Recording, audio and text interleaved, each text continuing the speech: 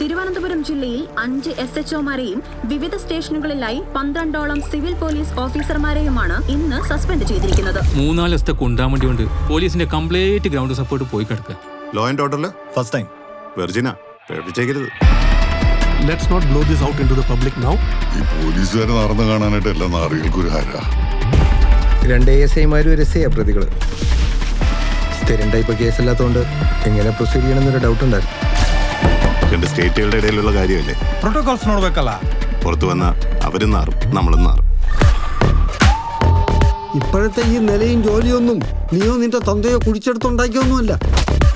പുറത്തറിഞ്ഞോ എല്ലാവരും തെറിക്കും. അതവര് പറയൂല സാറേ. ആരോട് എന്തരൊക്കെ പറയണോന്ന് നല്ല ബോധ്യമുള്ളവരാ. അപ്പോ ശരിക്കും കള്ളനും പോലീസും കളി തന്നെയായി. ആടിക്കളിക്കുന്ന മനസ്സാണല്ലോ മാർക്കൊക്കെ. ഞാനൊന്ന് പറഞ്ഞു നോക്കാം. ചുമ്മാ ഒരു കഥ. ഏതായാലും ചേർത്തല പോലെ എറണാകുളം വരെ ഒന്ന് നമുക്ക് അടുപ്പിക്കാം. വടക്കോട്ട് കടന്നാപ്പള്ളി കടന്നിട്ടില്ലെങ്കിൽ നാളെ വൈകുന്നേരത്തിനുള്ളിൽ കിട്ടും. ഇന്ത്യയിൽ തന്നെ ഇത്രയും റീസെന്റ് ഇൻസിഡൻസ് ഉണ്ട്. പിന്നെ എന്താ നിങ്ങളതപ്പോ പുറത്തു പറയാറുന്നത്? പിന്നെ നിന്നെ പോലെ ഇത്ര ഇൻസെൻസിറ്റീവ് ആയിരിക്കണം എന്നാണോ?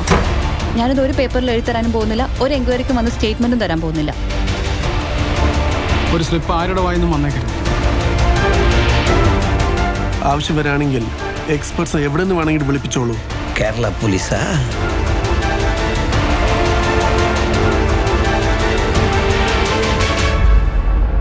നാടലമ്പ സാറേ. ക്രിമിനൽസ് മാന്യത കാണിച്ചേ പറ്റൂന്ന് നമ്മൾ വാശി പിടിക്കരുത്.